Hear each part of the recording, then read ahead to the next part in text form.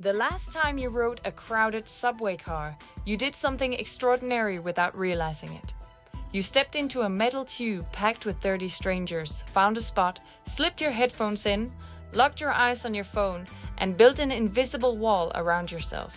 Every other person in that car performed the exact same ritual of withdrawal within seconds, silently, automatically, in perfect unison. Nobody coordinated it, nobody announced the rules, and yet 30 human beings synchronized their disappearance from each other as if they'd rehearsed it for years. You've been doing this your entire adult life in this city, on sidewalks, in elevators, at coffee shops. Your eyes catch a stranger just long enough to register they exist, and then you look away. Not rudely, not nervously, just away. That micro glance takes less than a second. You perform it hundreds of times a day, and you have never once stopped to ask yourself why. What follows is about the things cities did to your brain that you never noticed happening. What you just recognized in yourself actually carries a name. Back in the 1960s, a sociologist named Irving Goffman spent years watching the way strangers moved around each other in public, and he spotted a behavior so universal it had been hiding in plain sight. He called it civil inattention, the unspoken agreement between two people to briefly acknowledge each other's presence and then immediately withdraw. A micro glance followed by a deliberate look away. That tiny gesture functions as a signal, and what it communicates is simple. I see you, I am not a threat, and I will leave you alone. You execute this so automatically that it registers as nothing, but here's the thing, it quietly ranks among the most sophisticated social contracts humans have ever developed. Dense city life depends on it entirely.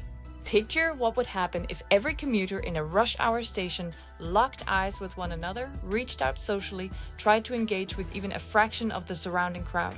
The system would seize up, not physically, but psychologically. Boundaries would dissolve, people's bodies would go rigid with the sense of being watched, and the silent cooperation that lets millions of bodies flow through tight spaces every morning would collapse under its own weight. A city sidewalk operates like a school of fish. Thousands of bodies in close formation constantly adjust speed and direction without ever making contact, without ever communicating directly. From above, the movement looks choreographed. From inside, every single fish follows one rule: don't touch the one next to you. Civil inattention works the same way. It isn't cooperation, it's synchronized avoidance, and it functions so well that you forgot you were doing it at all. A psychologist named Stanley Milgram asked a deceptively simple question in 1970. What does a city actually do to a person's mind? His answer landed like a blunt instrument. It overloads it.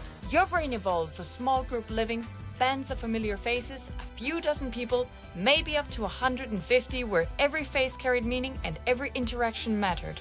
Cities demand something your neural hardware was never designed to handle, which is processing thousands of strangers a day with wiring that hasn't been updated in 200,000 years. Manhattan's daytime population swells to roughly 4 million people, and your ancient brain has to navigate that flood with the same equipment your ancestors used to manage a village. What happens next is quiet and automatic. Your brain dims the social screen, kills the background apps, stops sending notifications for things it used to care about: a stranger's expression, a person sitting alone on a bench, the sound of someone crying 2 seats over on the bus. You keep functioning, but on a fraction of your emotional processing power, and after enough years in the city, the memory of ever running at full capacity fades completely. Milgram called this urban overload, and the word overload matters. It's not a breakdown, it's an adaptation. Your brain learns to treat other humans as background noise, the same way noise-canceling headphones learn to erase the hum of an engine. The sounds never disappear, you just stop hearing them. For decades, all of that remained theory. Researchers could observe the behavior, they could name it, but nobody could see what was actually firing inside the brain. That changed in 2011 when a neuroscientist named Andreas Meyer-Lindenberg and his team put people from cities, towns, and rural areas into an fMRI scanner and then introduced a stressful social task: solving math problems under harsh criticism from an evaluator. What the scans revealed was striking. The amygdala, your brain's threat detection center, fired harder in city dwellers than in anyone else, and the pattern followed a dose-dependent curve, meaning the denser the city you currently lived in, the stronger your brain's alarm system responded to social pressure. And that's when the metaphor becomes useful, because your amygdala in a city behaves like a smoke detector installed directly above a kitchen stove. It isn't broken, it's doing exactly what it was built to do, which is detect threats. The problem sits in the environment. So much ambient smoke fills the air, noise, crowds, strangers standing inside your personal space that the alarm never fully powers down. You learn to tune out the chirping over time, but your body never does. It stays flooded with the chemistry of low-grade alarm all day, every day. Urban stress isn't one big fire, it's a smoke detector that never stops. The damage reaches deeper than daily tension. Researchers found that people who grew up in cities, not just lived in them but were raised in them, showed altered activity in the brain region responsible for regulating that alarm system. Depression risk runs 20 to 40% higher among city dwellers, anxiety disorders climb 21%, and the risk of schizophrenia roughly doubles. Each of those numbers follows a dose-response curve, which meant the more childhood years spent in an urban environment, the steeper the slope climbed. The city didn't just reshape behavior, it reshaped the organ generating the behavior. A 2015 study out of Stanford made this visible in a way raw statistics never could. A researcher named Gregory Bratman took two groups of healthy adults and sent them on 90-minute walks. One group moved through a natural setting, grassland, trees, quiet air. The other walked along a busy urban road. Both groups covered the same duration with the same physical exertion, but what showed up on the brain scans afterward told two completely different stories. Neural activity in the region tied to rumination, that looping playback of your worst and most repetitive thoughts, dropped measurably in the nature group. The urban group registered zero change.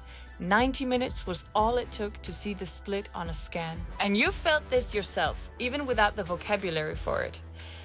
You've driven 40 minutes out of the city on a Saturday, stepped onto a trail, and within half an hour found yourself making eye contact with passing hikers, saying hello to strangers, letting something loosen in your chest that you couldn't quite name. What your brain was recognizing at a sensory level was that the input volume had dropped low enough to take the walls down, the overload protocol was switching off, you weren't becoming a different person on that trail, you were returning to the one the city had been suppressing all week. Now the story shifts direction. For most of urban history, the coping strategy looked the same. Eyes forward, walls up, civil inattention doing its quiet work. The costs accumulated slowly, but the system held. What nobody anticipated was what would happen when every person in the city received a device that offered somewhere to retreat to. The old overload response used to deposit you in a thin layer of social blankness. You tuned people out and existed in neutral silence. Smartphones replaced that blankness with a destination, and the destination promised connection, but what it delivered was one more layer of shallow stimulation. A feed, a notification, a like.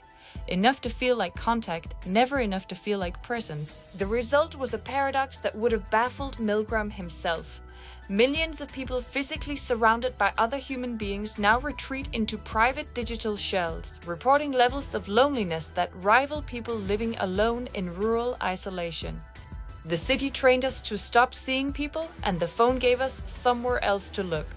That coping mechanism, the one that once kept urban life functional, quietly became the thing eroding it from the inside. Tomorrow morning you'll step onto a train or a sidewalk or into an elevator and you'll perform the ritual again. The glance, the look away, the headphones, the phone, the invisible wall going up before the doors even close. But here's the thing, maybe now the ritual carries a different weight. Not because you'll stop doing it, you won't. The city still needs you to do it and your brain still needs the filter. What might shift is that you notice yourself doing it. You catch the woman across from you doing it too, and for a half second you recognize that the two of you are participating in the same ancient, unspoken agreement, two nervous systems managing the impossible task of being human in a space that holds more people than your brain was ever built to handle. That recognition isn't a failure, and it isn't coldness. 100,000 years of social hardware doing the best it can with an environment it never anticipated looks exactly like a crowded subway car full of people pretending they're alone. The city didn't make you indifferent, it taught your brain a new way to cope, and the first step to understanding what that costs you is simply seeing it, which, until a few minutes ago, you never